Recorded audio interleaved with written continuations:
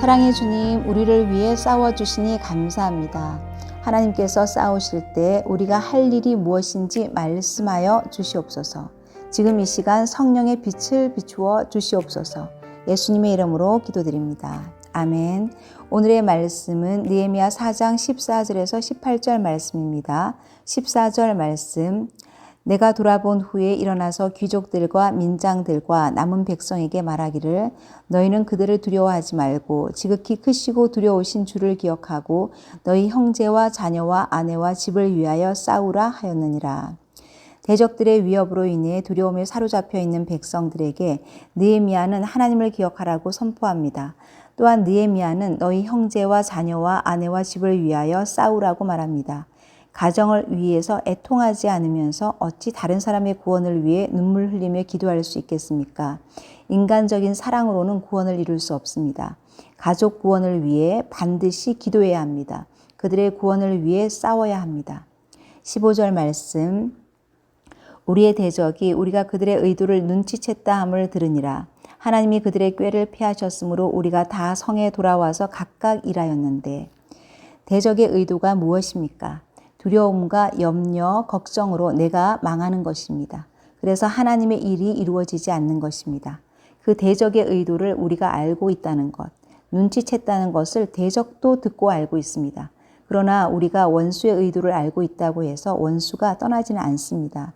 믿음의 결단과 대가 지불이 따라오지 않는 한 원수는 눈 하나도 깜짝하지 않습니다.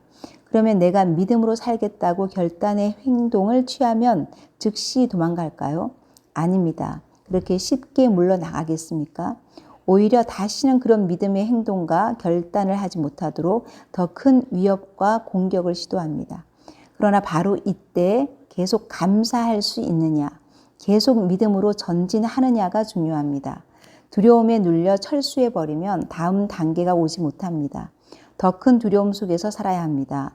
생쥐의 심장이 되어서 바르르 떨며 원수의 눈치, 하나님의 눈치를 보는 삶을 계속 살아야 합니다.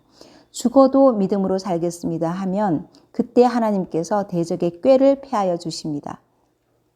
또한 나에게 찾아온 방해를 물리치고 문제가 해결되려면 믿음의 길을 선택하지 못한 나의 잘못을 인정해야 합니다.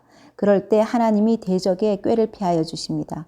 배우자가 나를 배반하는 것은 내가 배우자의 구원보다 그가 돈 벌어다 주고 나한테 잘해주는 것만 원했기 때문입니다.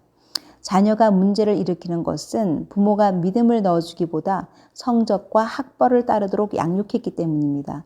모든 것이 내 삶의 결론입니다. 믿음보다 돈과 성공이 우상이었던 내 죄를 인정하고 내 잘못이다, 미안하다고 고백할 때 대적의 꾀가 패해집니다. 하나님께서 대적의 꾀를 피하실 때 우리가 할 일은 다 성에 돌아가서 각각 일하는 것입니다. 어떤 방해와 공격이 있어도 내 자리로 돌아와서 여전한 방식으로 출근하고 여전한 방식으로 살림하고 각자 할 일을 하는 것이 하나님의 일을 이루는 인생입니다. 그러므로 하나님의 일을 하는 사람은 실패를 염려할 필요가 없습니다. 하나님의 일은 하나님이 이루시기 때문입니다. 나는 그 인도함을 따라가기만 하면 됩니다. 16절에서 18절 말씀. 그때로부터 내 수하의 사람들의 절반은 일하고 절반은 갑옷을 입고 창과 방패와 활을 가졌고 민장은 유다 온 족속이 뒤에 있었으며 성을 건축하는 자와 짐을 따르는 자는 다 각각 한 손으로 일을 하며 한 손에는 병기를 잡았는데 건축하는 자는 각각 허리에 칼을 차고 건축하며 나팔 부는 자는 내 곁에 섰었느니라.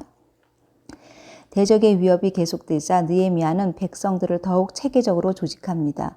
절반은 성벽을 쌓고 절반은 무장하여 경계하게 했습니다. 두려움 때문에 공사를 멈춘 것이 아니라 지혜롭게 대응하며 사명을 계속 감당합니다. 17에서 18절에서는 더욱 인상적인 모습이 나옵니다. 한 손에는 연장을, 한 손에는 무기를 들고 일합니다. 기도만 하고 성벽을 쌓지 않은 것도 아니고 무장만 하고 일을 멈춘 것도 아니었습니다. 깨어 기도하며 맡겨진 일을 계속합니다. 말씀을 읽으면서도 마음을 지키고 사역을 하면서도 교만과 낙심을 경계하고 공동체를 섬기면서도 영적 공격에 대비해야 합니다. 우리의 칼과 병기는 하나님의 말씀입니다. 주어진 일에 최선을 다하되 말씀의 무기를 들고 경계를 늦추지 말아야 합니다. 적용하시겠습니다. 나는 오늘 어려움과 반대가 있어도 하나님이 맡기신 일을 포기하지 않고 믿음으로 나가고 있습니까? 지금 두려움 때문에 미루고 있는 순종은 없습니까? 기도하시겠습니다. 주님, 어떤 방해 속에서도 믿음을 따라 살기 원합니다. 주님의 말씀을 따라 걷기 원합니다. 돈과 성공이 우상이었던 저의 죄를 인정합니다. 제 안에 감춰진 탐욕을 십자가에 못 박기 원합니다. 주님의 말씀보다 세상에서 힘 있는 자로 살아가고자 세상 가치관으로 도배하며 살았던 시간을 회개합니다.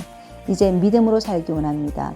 원수의 위협에도 굴하지 않고 세상의 조롱에도 피하지 않고 제가 그리스도인임을 당당히 밝히며 믿음으로 살겠습니다. 늘 깨어있어 영적 경계를 늦추지 않게 하시고 주신 사명 잘 감당하게 하여 주시옵소서. 감사합니다. 예수님의 이름으로 기도드립니다. 아멘.